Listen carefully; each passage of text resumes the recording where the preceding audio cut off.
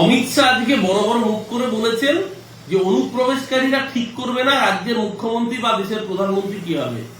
ও অমিত বাবু, আপনার বিজেপি স্বরূপনগরের পঞ্চায়েত সদস্য সুভাষবাবু বাংলাদেশের ভোটার লিস্টেও তার নাম, ভারতের ভোটার লিস্টে নাম হয়ে বিজেপির পঞ্চায়েত সদস্য হয়েছে।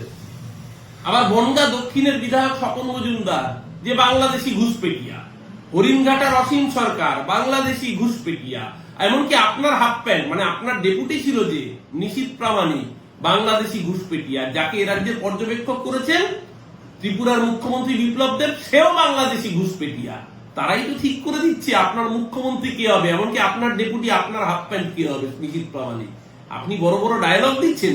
এসআইআর করতে গেলে তো আগে বিজেপির ওপর এসআইআর শুরু করতে হয়। যতগুলো বাংলাদেশি অনুপ্রবেশকারী তাদেরকে এদেশে এনে কাউকে পঞ্চায়েত মেম্বার করেছেন, কাউকে এমএলএ করেছেন, কাউকে এমপি করেছেন, কাউকে আপনার কেন্দ্রীয় মন্ত্রী করেছিলেন, তো কাউকে ত্রিপুরার মুখ্যমন্ত্রী করেছিলেন। এসআইআর করবে তাই বাংলার মানুষ আপনার দলের উপর এসআইআর করবে, গোটা দলটার নাম অনুসার মুছে দেবে এই বাংলার মাটি থেকে 2026-এ। তার জন্য তৈরি থাকুন।